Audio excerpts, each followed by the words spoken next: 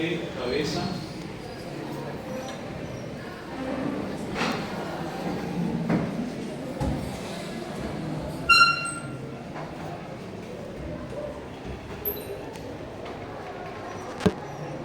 Vamos a ver la embriología de cabeza.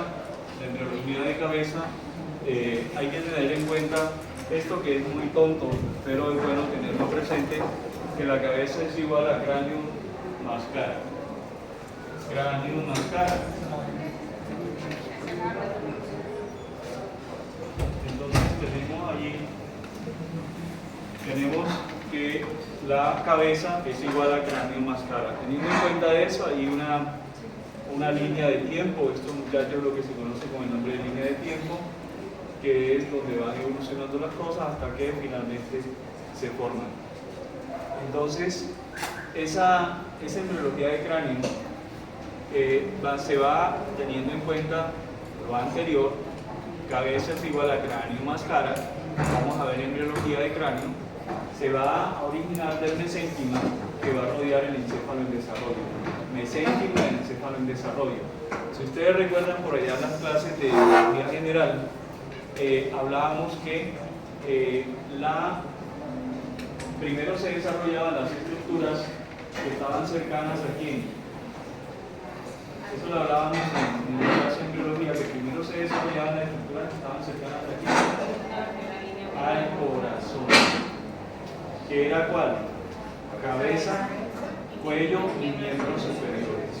Y luego se desarrollaba el resto. ¿Por qué razón? La van a ver ahora la próxima semana en clase de embriología del sistema cardiovascular, que se van a dar cuenta que la sangre oxigenada llega más a este terreno, a este territorio de miembro superior, cuello y cabeza que al resto del cuerpo.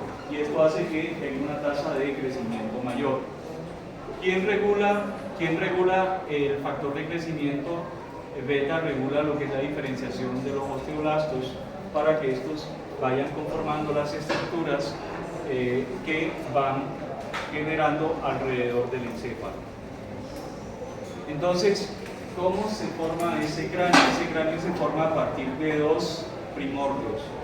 Recordemos que es un primordio. Hay que recordar, ¿verdad?, para poder entender qué es un primordio desde el punto de vista embriológico. Es la primera indicación de un órgano o la primera estructura, la que tú dices, mira, es una yema, un brote, que ahí se va a desarrollar, por decir algo, el miembro superior, como lo vieron en el día de ayer, ¿sí? Entonces, este se desarrolla a partir de dos primordios, a partir del neurocráneo y del viscerocráneo. El neurocráneo va a formar la cubierta protectora del encéfalo, o la carota, mientras que el viscerocráneo va a originar el esqueleto de la cara. Pero hay que tener presente algo. Nosotros, si empezamos a ver la embriología de los músculos, la embriología del cartílago, la embriología del hueso, miramos que esta embriología va a formarse, o estos órganos, o estos tejidos, van a formarse de ¿qué? De la capa, la última capa que se forma del disco trilaminar. ¿Cuál es la última capa que se forma del disco trilaminar? ¿El mesencéfalo? El mesodermo. Es la última capa que se forma. Recuerden que hay un disco bilaminar en la segunda semana y en la tercera semana hay invaginación de las células, y unas células ectodérmicas que van al nodo primitivo, se invaginan y ellas se imaginan y van a quedar entre el epiblasto y el hipoblasto para formar el ectodermo, el mesodermo y el endodermo. ¿Listo?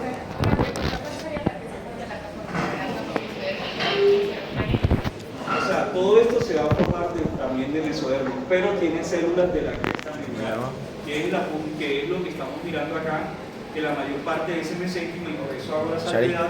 ¿Por qué? Porque nosotros siempre hablamos, siempre decimos que del mesénquima, el mesénquima se desarrolla a partir del mesodermo. Siempre lo hemos afirmado. Que cuando vemos tejido conectivo, siempre hablamos que el tejido conectivo es de origen mesodérmico. En este caso, cuando vamos a hablar de embriología de cabeza y cuello, tú tienes que tener presente que también participan células de la cresta neural. ¿Sí? Participan células de la cresta neural, los cuales migran y van a formar los arcos marinos, o lo que se conocía antes con el nombre de arcos braquiales. Estos van a dar origen ¿a qué? A los huesos y al tejido conectivo de estructuras del cráneo, de lo que es de la estructura del cráneo. Entonces, aquí vamos a ver que va a formar las estructuras craneofaciales. Quien se vaya a dedicar, quien vaya a hacer una residencia en cirugía plástica, tiene que tener presente este origen embriológico para poder entender de dónde vienen las estructuras y cuál es el plan quirúrgico. ¿Por qué? Entender por qué un plan quirúrgico se puede dar. Entonces acá tenemos las estructuras de la cabeza y de la cara, que son derivados del mesénquima de la cresta neural, que están en azul, y del mesodermo paraxial, ¿sí?, de somitas, y que es el rojo. O sea, miren que gran cantidad de estructuras de la cabeza se forman a partir del mesénquima derivado de la cresta neural. Entonces, vuelvo y les insisto, siempre estamos acostumbrados a que hablamos del tejido conectivo, y tejido conectivo siempre lo asociamos con el mesodermo. Pero aquí, en cabeza, vamos a tener en cuenta que participan la cresta neural formando mesénquima. Y miren, la gran parte de la cara y de la cabeza en términos generales es de la cresta, derivado de la cresta neural. ¿Quiénes son los que regulan esa migración y esa diferenciación de esas células de la cresta neural para que forme la estructura de la cabeza y la cara? Son los genes OX, ¿sí? Estos básicamente son los que van a regular esa migración y esa diferenciación de esas células de la cresta neural para que empiecen a formar estructuras de la cabeza y de la cara. Entonces ya sabemos que hay una diferenciación entre la imagen que vemos, que es de cresta neural, y ya de mesodermo como capa mesodermo. Entonces allí estamos mirando quiénes son los que regulan la migración de estas y diferenciación de las células de cresta neural, los genes OX. Entonces vamos a hablar del neurocráneo, esa caloca que tenemos. ¿Cómo se forma? Va a formarse a su vez de dos primordios, uno que es el condrocráneo o la base del cráneo, ¿sí?, y va a tener procesos de osificación endocondral. Recordemos cuáles son los procesos de osificación. ¿Sí lo recordamos? ¿Cuáles son? Si no saben, no hay problema, fresco, no pasa nada. ¿Ya? ¿Cuáles son?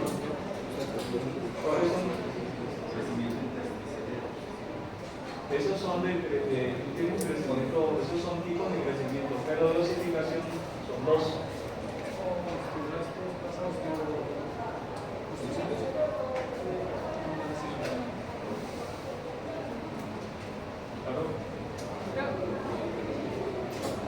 Son dos procesos en el cual se da la osificación, que es osificación endocondral y osificación intramembranosa. La endocondral, ¿cuál es? La que requiere un cartílago previo, ¿sí? Requiere un molde cartilaginoso, que es de cartílago hialino, a partir de ese cartílago. Mesénquima se diferencia en cartílago y ese cartílago se diferencia en hueso, osificación endocondral. Mesénquima y se diferencia en hueso directamente, osificación intramembranosa. ¿Dice? Dos tipos. La osificación endocondral es cuando el cartílago hialino se tiene como manera. El cartílago hialino empieza a presentar una serie de cambios y termina formando hueso. Es lo que ustedes, ¿cuál es el plato típico de Popayán? Levanten la mano los payaneses. ¿Cuál es el plato típico de Popayán? Es uno. Todavía más famoso, el tamal de piña. ¿Qué otro? el ternero de vientre. ¿Ya? ¿Cómo es el ternero de vientre cuando ustedes están comiendo ternero de vientre? Le ponen una pierna o una patita del ternero y ustedes comienzan a comérselo y es puro que cartílago. ¿Listo? ¿Ya no se les olvida? Ese cartílago se va a convertir en ¿qué? En hueso. Eso se llama osificación ¿qué? Endocondral. Pare de contar. Entonces, hay osificación por cartílago que se llama ¿cómo?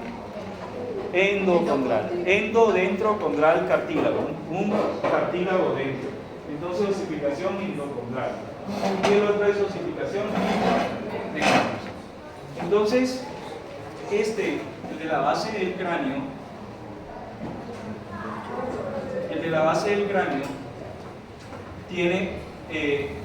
va a tener osificación endocondral. ¿Qué significa? Que hay cartílagos que son los que en mesénquima, en vez de formar hueso directamente, ¿qué forma primero? Cartílago. Y a partir de ese cartílago se van a osificar, por ejemplo, occipital, esfenoides, etmoides. ¿Listo? Entonces les hago una pregunta. Una pregunta con fines didácticos. Si habíamos llegado acá, aquí, neurocráneo forma la cubierta protectora del encéfalo, viscerocráneo origina el esqueleto de la cara. Entonces le hago una pregunta, para que fines didácticos, para que no lo olviden. Si su novio le da un beso en el viscerocráneo, ¿cómo está la cosa? ¿Bien o mal? ¿Bien o no? Bien, ¿verdad? Pero si el beso le da ahora en el neurocráneo, ¿dónde le da el beso? ¿Cómo está la cosa? Regular tirando a mal, ¿verdad? ¿Queda claro eso para que quede la diferencia, para que no se lo olviden? Viscerocráneo, entonces ¿dónde debe ser el beso que le va a dar? ¿Y quién lo origina? El viscerocráneo. ¿Quién originó su cara? El viscerocráneo. ¿Y acá arriba quién se lo originó? El neurocráneo. ¿Listo? Bueno, hasta ahí va. Entonces, tiene ese neurocráneo tiene dos regiones. De la base del cráneo con endocráneo, y ahora tiene el neurocráneo membranoso. El tipo de osificación ya es el mesénquima directo por más que hueso. O sea que se llama osificación intramembranosa. ¿Listo? O sea que hay dos tipos de osificación, endocondral y la intramembranosa. ¿Sí?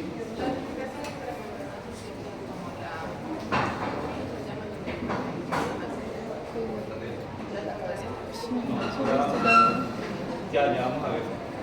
Entonces, esto es típico de los huesos planos. ¿Sí? Y estos huesos van a estar separados al inicio por unas bandas de tejido conectivo. ¿Sí?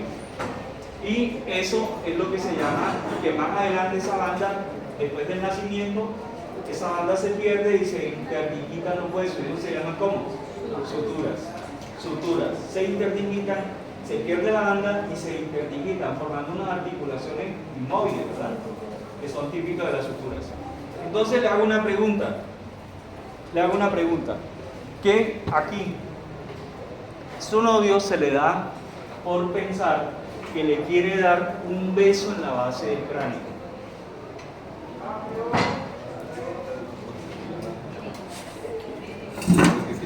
¿Qué tiene que hacer para darle un beso en la base del cráneo? ¿Será que es una buena persona o será un maldadoso? Es como mala persona, ¿verdad? ¿Por qué? Yo pensaría que a distancia. Ábrase. ¿Por qué? Si le quiere dar un beso en la base del cráneo, ¿qué tiene que hacer? ¿Ah? Tiene que decapitarla, ni Dios lo quiera. ¿Ya? Entonces, ojo con eso. Ya quedó claro la diferencia entre base del cráneo y ya lo que dice el neurocráneo membranoso, quedó claro. Ustedes veámoslo en gráfica.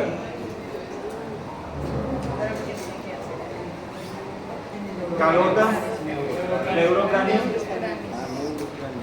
Ay, profe. Espera un segundito. Tranquilas. Y miremos ahora la base de cráneo.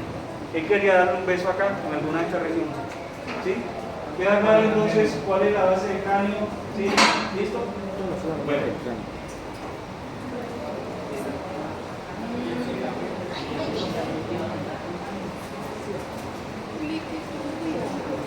Listo, entonces ya sabemos que ahí en el recién nacido van a quedar espacios, y de esos espacios nosotros los vamos a utilizar para obtener información clínica.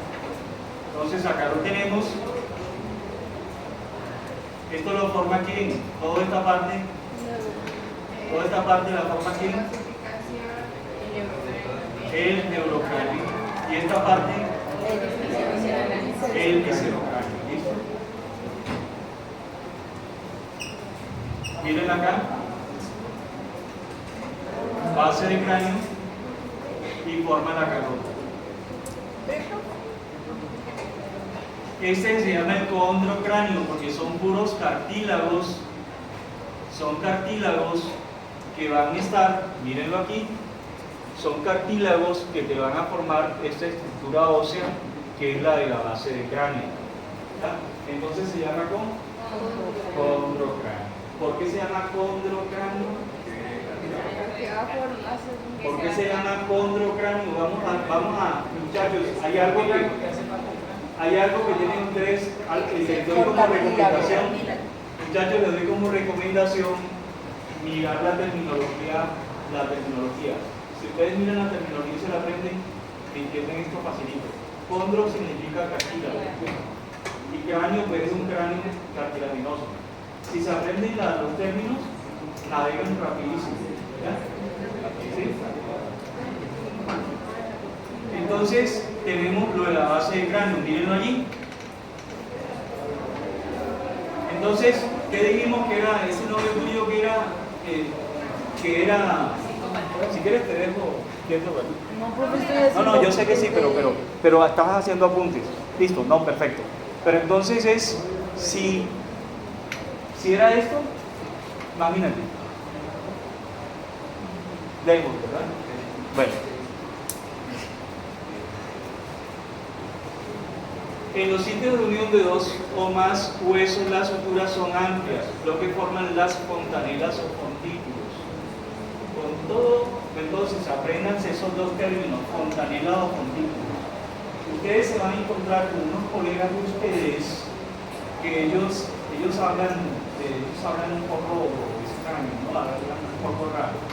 Ellos no dicen fontículos, ellos no dicen fontanela, sino fontículos. ¿Cómo te parece que me llegó un pacientico, realmente es un pacientico, con abombamiento del fontículo anterior?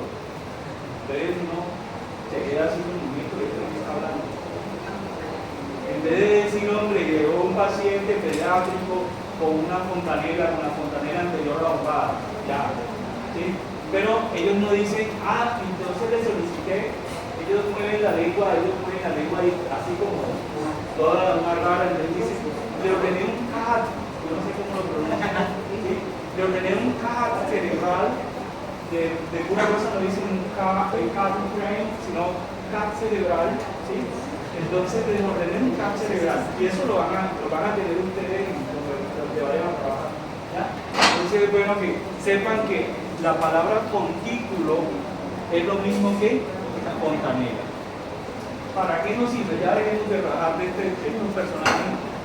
¿Ya? Entre otras cosas, yo soy egresado de allá también. No, pero yo soy egresado en otro, ya en otra generación, enfocado, pero no entregado.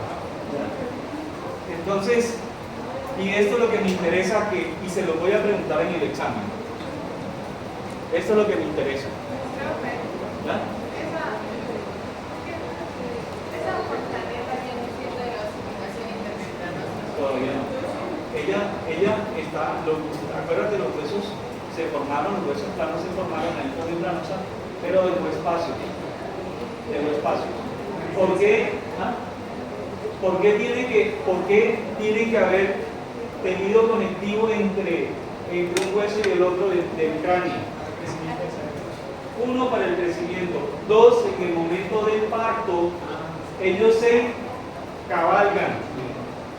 Ellos llegan y un hueso, muchachos, miren por favor para entender el concepto.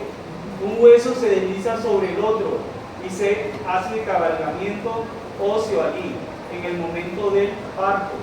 Por eso es que el recién nacido la cabeza es, pero inmediatamente después del nacimiento rápidamente vuelve y toma su posición, ya gracias a esa separación de tejido conectivo que tenemos allí. Pero ojo, eso es diferente a lo que estoy comentando, a las fontanelas. Las fontanelas, hay fontanela anterior y fontanela posterior. No sé si ustedes se han dado cuenta cuando llevan a un niño pequeño del médico que se hace así. Eso que es instintivo.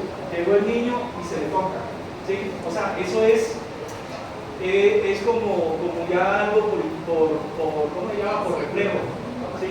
Automático.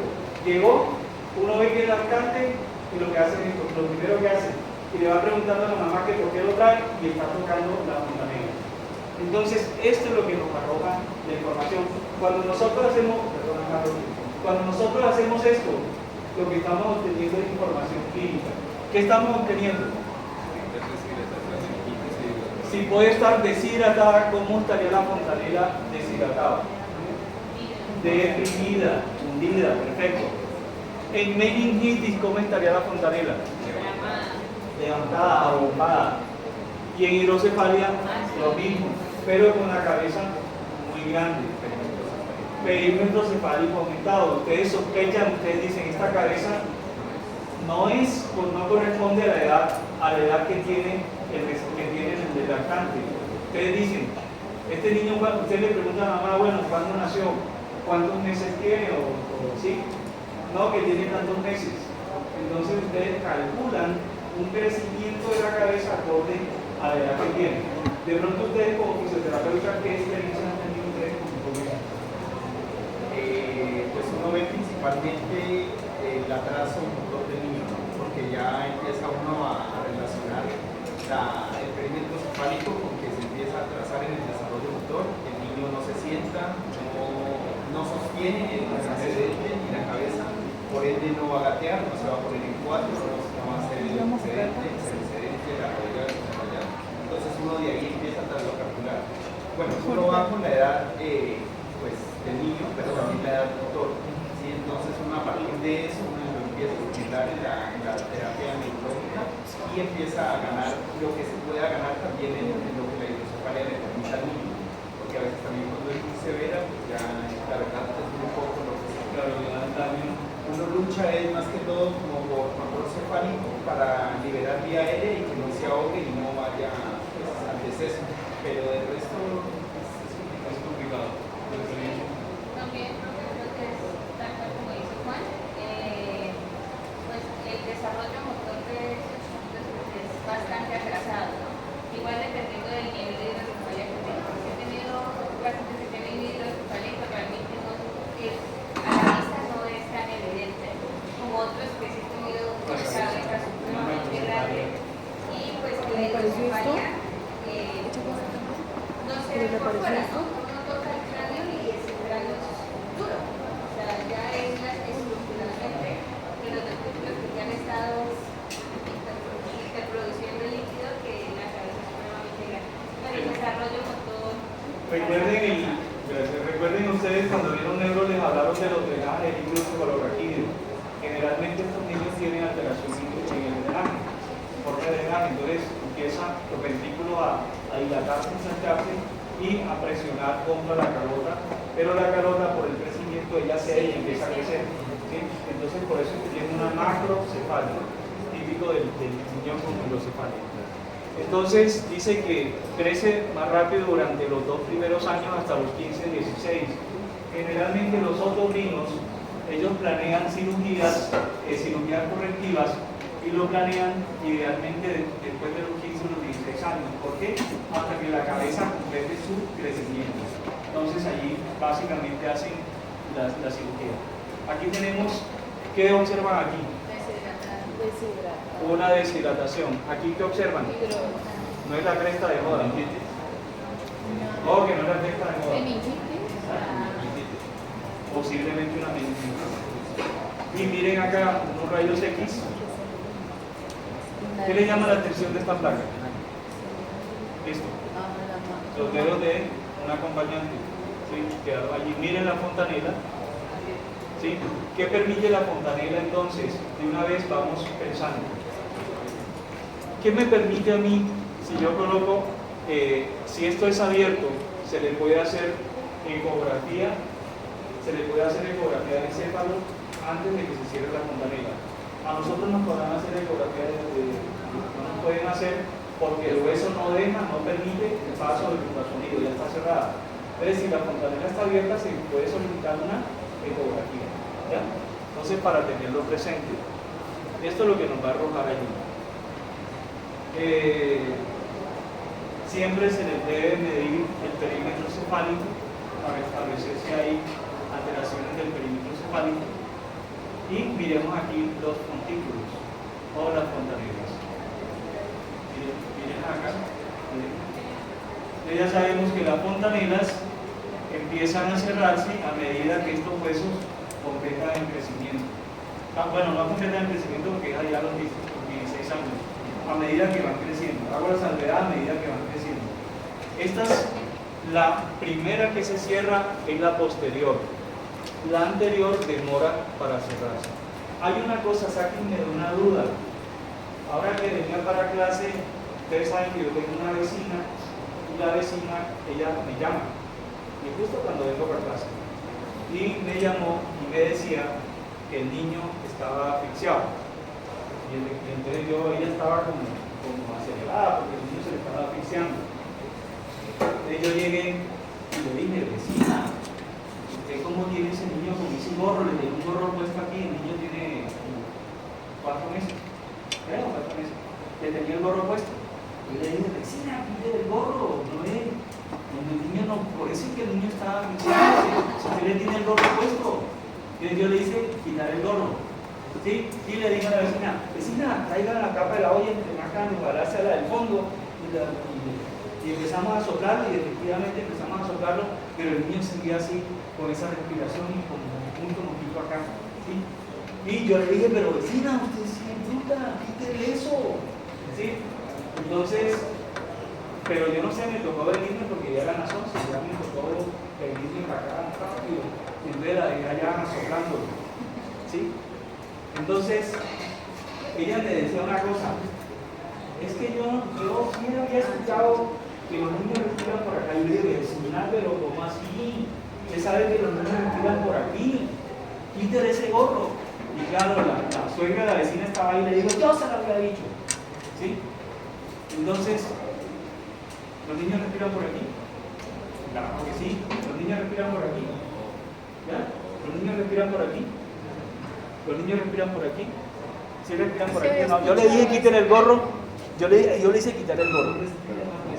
¿Ah? No, pero yo escuchaba que sí es un mito.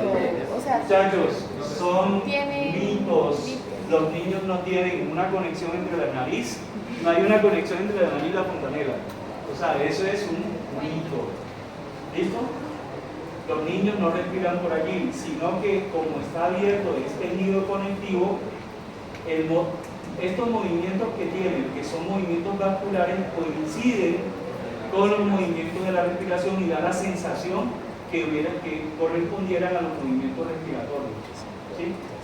Entonces los niños no respiran por allí. Pero si usted va a atender a un niño y la mamá cree que los niños respiran por allí, quítele el gorro, no hay problema, sóplelo, pero échele la solución salina y que empiece a toser para que bote los mocos. Y eso es lo que realmente lo tiene instruido. Y después le explican, le dicen, no, mire, los niños solamente respiran por aquí, y los niños son respiradores nasales hasta los 2 primeros años. Si usted quiere que un niño, pues, si usted no desobstruye a un niño, el niño va a tener problemas con su oxigenación, con su respiración, se va a caer la saturación, porque ellos son respiradores nasales exclusivos hasta los 2 primeros años. Ojo, ya ustedes lo saben a partir de hoy. ¿Sí? Bueno, ustedes no, pero ya el resto del grupo sabe que ellos son respiradores nasales hasta los cuántos años? Hasta los 2 años, respiradores nasales exclusivos. ¿Listo? Entonces, ¿qué hay que hacer? Destaparle la nariz con solución salina, un gotejado sin miedo, échenselo, que no pasa nada, entre más cosas, mejor. Tampoco le van a echar toda la bolsa de solución salina, ¿no? Pero sí, échenle 5 centímetros, 10 centímetros y hagan y bota. ¿Cuánto le echan ustedes? Pues depende a los que son bien chiquitos, neonatos, hacemos con gotitas. Pero si no, la medida está creciendo, por ejemplo, con 5 o 6, pues eso era la salina a presión. Y más grandecitos, 10 por cada persona. Miren muchachos, ustedes tienen acá, en estos días hablando un grupo, acá en un grupito estábamos hablando de cosas que no eran histología, con un grupo ustedes, un grupo pequeño de ustedes, yo les decía, ustedes aprovechen, váyanse para urgencia y aprendan a intubar. Ustedes tienen aquí 2 personas que les pueden enseñar ese truco. ¿Cómo se hace? Uno cree que eso es fácil, pero vaya ya. Iván David. Ustedes creen que es fácil, pero vayan y hágalo para que vean. No es fácil. ¿Hasta cuándo? Hasta que aprenden y ya lo hacen con toda la tranquilidad. Y en emergencia, pues se vuelve más difícil por la tensión. Claro. Sacar cuerpos extraños de la nariz que son frecuentes. También, háganle, ganen tiempo. Aprovechen ese tiempo.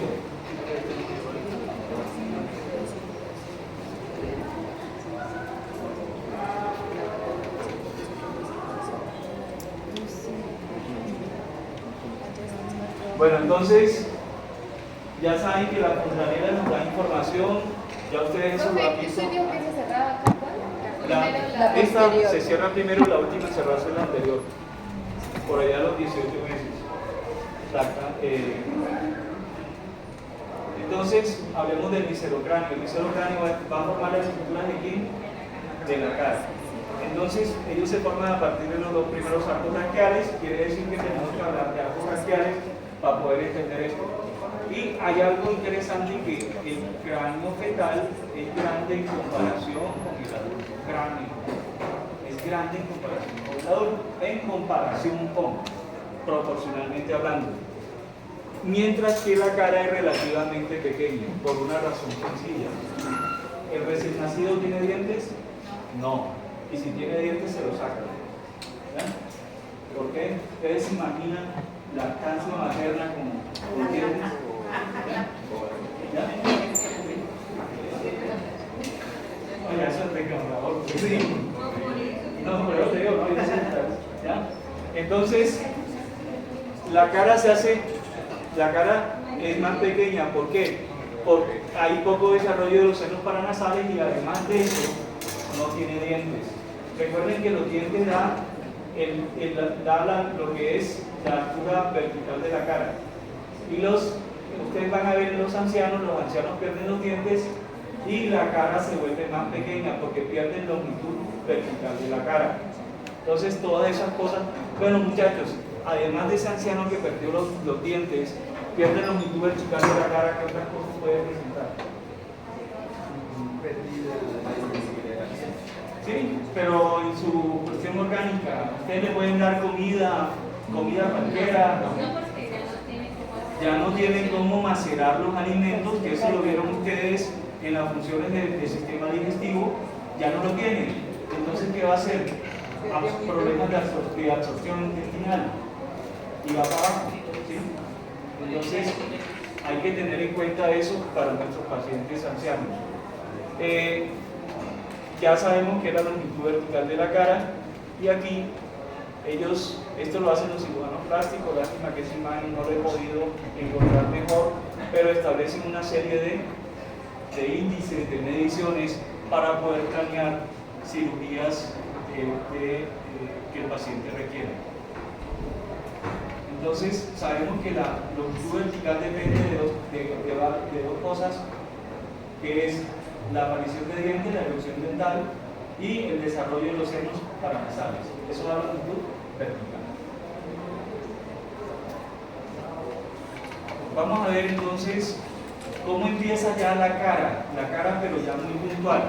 La cara empieza por allá entre la cuarta y la octava semana a partir de 5 primordios. Esos primordios van a recibir el nombre de prominencias. 5 primordios. Tenemos la prominencia frontonasal única. Vamos a tomar como punto de referencia, muchachos, vamos a tomar como punto de referencia esto. El estomodeo. El estomodeo, ¿ok? La futura boca. Entonces la prominencia frontonasal única la vamos a encontrar craneal al estomodeo. Las prominencias maxilares, que son 2, la vamos a encontrar laterales al estomodeo. Y las prominencias mandibulares, que también son 2, la vamos a encontrar caudal al estomodeo. Caudal, acuérdate que en embriología hablamos de craneal y caudal. Entonces, la frontonasal, ¿dónde la vamos a encontrar? Craneal al estomodeo. Las maxilares, ¿dónde la vamos a encontrar? Lateral al estomodeo. Y la mandíbula, las mandibulares, estas son las maxilares, estas mandibulares, la vamos a encontrar caudal al estomodeo. Siempre se tiene en cuenta esa ubicación. ¿Por qué son 5? Porque la prominencia frontonasal es única, las prominencias maxilares son pares y las prominencias mandibulares son pares. ¿Qué significa? Que inicialmente tu mandíbula era igual a eso, pero en el desarrollo se fusionaron y quedó uno. ¿Listo? Entonces acá tenemos el estomodeo. ¿Quién está craneal al estomodeo? Prominencia frontonasal. ¿Quién está lateral? Maxilar. ¿Y quién está craneal? Caudal. Mandibulares. Ahí estamos mirando la formación del macizo. ¿Sí?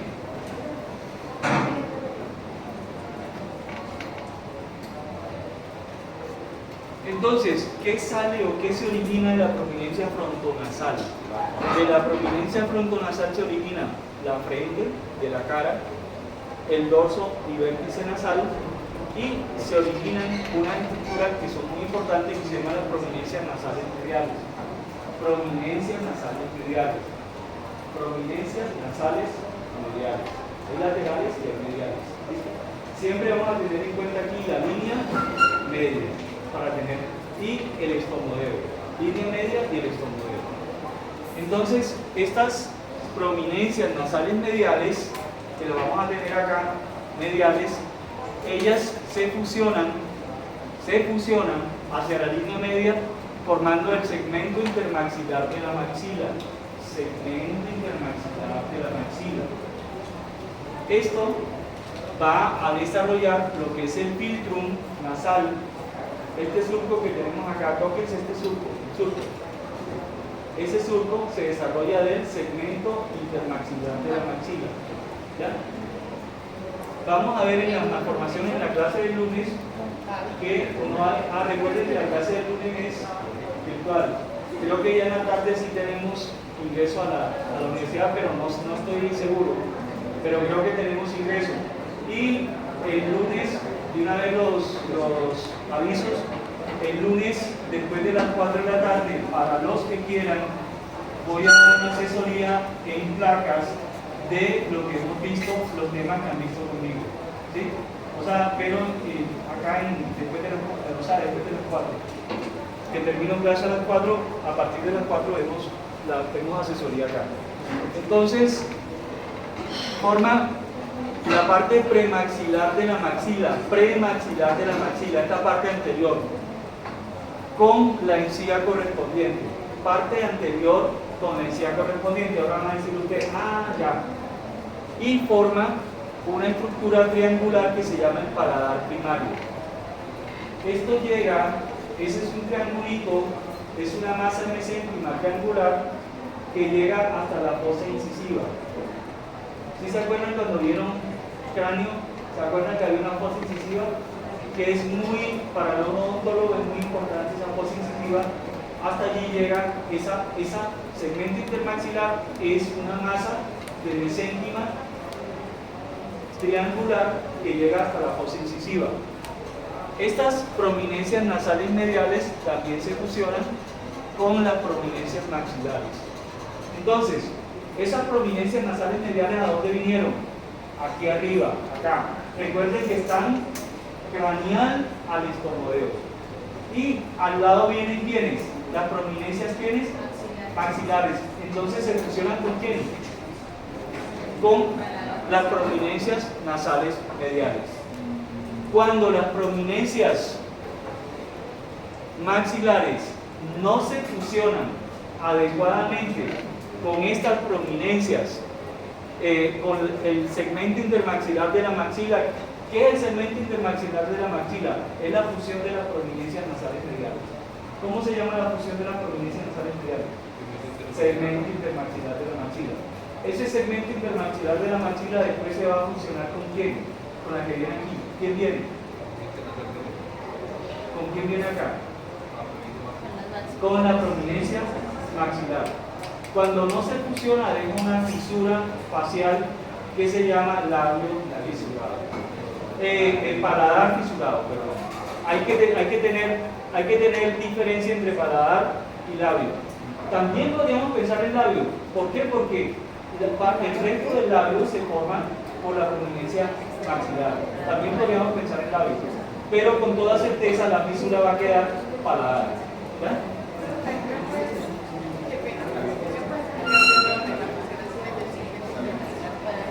Segmento intermaxilar de la maxila viene y se fusiona de forma el filtro nasal, eso es literal, de forma la maxila con el enciar correspondiente y de forma un triangulito hacia atrás que es el paladar primario. Estas se fusionan con las que vienen aquí y se cierran. ¿Listo? Cuando eso no sea, las maxilares vienen y se cierran aquí casi hacia la línea media en el segmento intermaxilar de la maxila. Si no se cierra, queda una fisura facial, que se llamaría paladar fisura. Pero acuérdate que nosotros tenemos que cuidarnos con los términos. Paladar hendido se le decía hace años, cuando yo estudiaba. Ahora se le dice paladar fisurado. ¿Por qué? Porque paladar hendido. Y antes decían, buena tu apreciación. Antes decían paladar, decían labio leporino. ¿Qué significa? ¿Qué significa? ¿De dónde viene la palabra leporino? Viene de lepor. Y lepor es conejo. Lepor es conejo. Parecidos. Se parece. Profe, el filtro. Uno tiene orejas grandes y el otro no. ¿Ah? El filtro no es el de aquí. El filtro es este surco de entonces. Sí, es surco. Sí, el surco. Es el surco que tú tienes acá. Uno se come al otro. En el alcohol fetal hay un síndrome que se llama alcohol fetal que se produce cuando la madre durante el embarazo consume mucho alcohol y no se forma adecuadamente el filtro, sino que es plano. El labio entonces no es el filtro acá, es plano, que es el alcohol fetal. Bueno, entonces, dale. El segmento intermaxilar de la maxila es también de los dos huesos, ¿cierto? Segmento, tú tienes prominencia frontonasal, tienes prominencias nasales mediales, se reúnen en la línea media, que forman el segmento intermaxilar de la maxila, que va a formar el filtro, que va a formar en la parte de la premaxila con la encía correspondiente y te va a formar hacia atrás un triangulito que es el paladar primario. Pero todo eso no tiene que ver nada con piel. ¿Con piel? Sí, claro, la piel es aquí del filtro. Incluye también a... Por eso el filtro, si tú tienes filtro nasal es piel.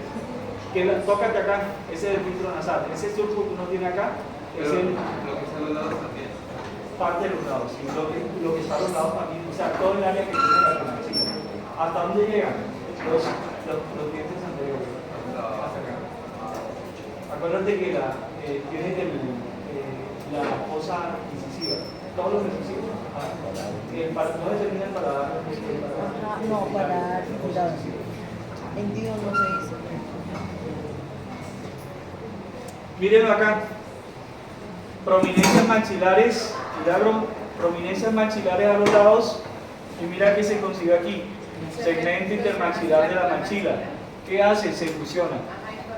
Y al fusionarse, mira cómo queda. Paladar primario, que es la parte más posterior. Míralo allí.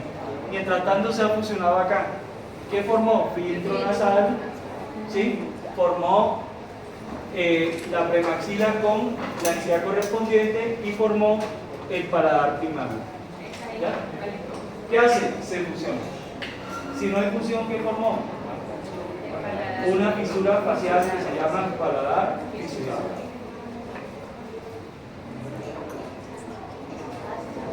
De la prominencia maxilar, vamos a ver qué sale de la prominencia maxilar.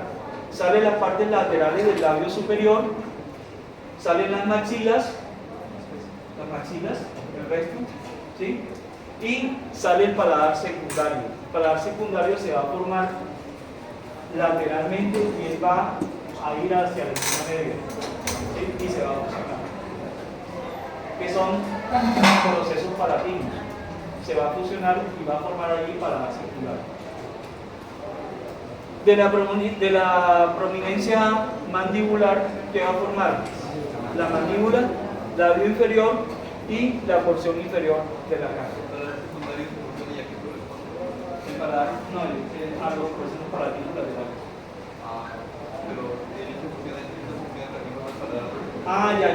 Ya sé tu pregunta. El paladar secundario, muchachos, ahora lo vamos a ver, se fusiona. Ellos, procesos palatinos laterales, ellos van creciendo hacia la línea media. Se interpone la lengua y va a formar un domo. Es el domo que uno se toca con la lengua. Va a formar un domo y allí, en el cráneo que ustedes estudiaron, verían que había un rafe palatino. ¿Sí se acuerdan? Que es totalmente la línea media. Ese rafe palatino corresponde a la fusión de los dos procesos palatinos laterales, o lo mismo que decir paladar secundario. ¿Ya? La parte ósea, hay una que no se especifica, pero ya lo vamos a ver, que es paladar blando. ¿Ya? Entonces, aquí tenemos de las prominencias que van a formar la cara. Vamos a ver la nariz. La nariz se va a formar de esa prominencia frontonasal. Acuérdense que formaba el dorso, formaba el vértice y el dorso nasal, ¿ya? Y va a formar, miren acá, ¿a qué se les parece eso? Cuando uno va a una finca, ¿a qué se le parece esto? Como a una vaca. Miren aquí, la nariz de la vaca, que son totalmente lateralizadas, ¿sí? Sí, miren acá. Entonces, estas se llaman placodas nasales. Las placodas nasales, hay un engrosamiento. Cuando hablamos de placoda, estamos hablando de un engrosamiento celular. Placoda, así como cuando se formó la placa neural, ¿sí se acuerdan? Se forma una placa neural, luego se empieza a emblaninar, bueno, al final termina formando el tubo. Aquí hay unas placodas que simplemente son un engrosamiento de células, en donde, en la prominencia frontonasal, y están ¿qué? Laterales y ¿qué? Y caudales. Laterales y caudales. Entonces, ¿cuántas narices tenemos nosotros al inicio? 2. ¿Listo? ¿Ya estamos entendiendo el concepto? Tenemos una placoda es un engrosamiento de células. En este caso, engrosamiento de la prominencia de unas células de la prominencia frontonasal. ¿Listo? ¿Que están dónde? Están totalmente laterales, o sea que son laterales y caudales. ¿Listo? Míralas acá. Ellas se van a rodear de una placoda, empieza un engrosamiento, ¿verdad? Y se van a rodear, se van a engrosar alrededor, se va a engrosar alrededor, entonces va a dar el aspecto de estar deprimidas. ¿Sí se entiende eso o no? Y tal vez eso se entiende. Si no se entiende, No entendí. bueno, tenemos, esperen a ver para poner un ejemplo así. tomamos arena, la echamos acá. Entonces queda un engrosamiento de este sitio aquí. Eso se llama como placodas. Esas placodas están muy separadas, están lateralizadas y están caudales. ¿Listo? ¿De quién? De la prominencia frontonasal, la única, la de arriba, la que forma la frente, la que forma el dorso nasal, la que forma el vértice. ¿Listo? Y de donde se derivó después el segmento intermaxilar. Entonces, estas placodas, mira lo que pasa, son lateralizadas. ¿Ellas qué hacen? Tenemos esa arena. Esa arena que tenemos ahí se forma un engrosamiento. ¿Esa es una qué?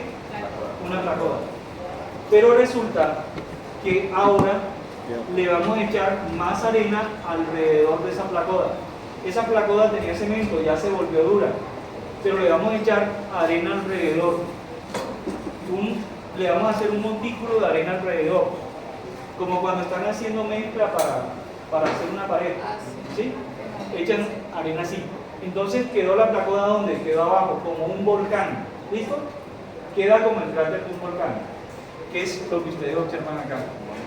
Al quedar deprimido, todo lo que queda deprimido se llama fóvea. Todo lo que queda deprimido se llama fóvea. Y no sé si ustedes han acompañado a algún abuelito a la consulta, que se le dice al abuelo que se acueste. Bueno, cuando hay tiempo se le dice que se acueste. ¿Y qué hace uno en los miembros inferiores en la camilla? ¿Qué hace uno? ¿Presión con qué? Con un dedo, para ver si el dedo queda, si el dedo quedó marcado. Si el dedo quedó marcado se dice fobia positiva. Y esa fobia positiva significa que hay líquido allí, que hay edema. Entonces, todo esto aquí se llama fobia. ¿Listo? Entonces forma la fobia nasal. Esa fobia nasal se profundiza, se invagina y va a formar los sacos nasales primitivos o fosas nasales primitivas. ¿Listo? Hasta ahí vamos. Miren la imagen acá. Estos son los sacos nasales. Se van a invaginar, se van a profundizar. Y miren qué pasa cuando se profundiza. Trata de unirse con, bueno, ustedes todavía no han visto eso. Trata de unirse con esto, que es la parte anterior del intestino, o la boca, la cavidad oral. Trata de unirse allí. Y hay una membrana que se llama membrana buconasal. Se adelgaza tanto, se profundizan tanto los sacos hacia la cavidad oral primitiva que se forma una membrana que se llama la membrana buconasal. Esta membrana buconasal termina rompiéndose. Miremosla acá más amplio, miren, membrana buconasal. El saco, ¿qué pasa con el saco nasal? El saco nasal se profundiza y miren qué pasa, aquí está la futura cavidad oral y miren qué pasa, forma la membrana buconasal. Se sigue profundizando y miren acá, se adelgaza la membrana buconasal hasta que finalmente se rompe y va a formar una comunicación entre la fosa nasal primitiva y esa cavidad oral primitiva, formando lo que se llaman las coanas primitivas. ¿Qué son las coanas?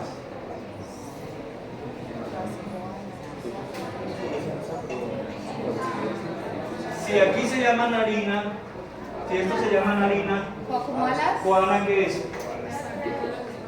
¿Coana qué es? Si esto se llama narina, ¿dónde está la coana? En la parte posterior donde terminan las fosas nasales. Yo me puedo colocar el dedo aquí en las narinas, pero en la coana, ¿será que sí? No. ¿Sí? Entonces, aquí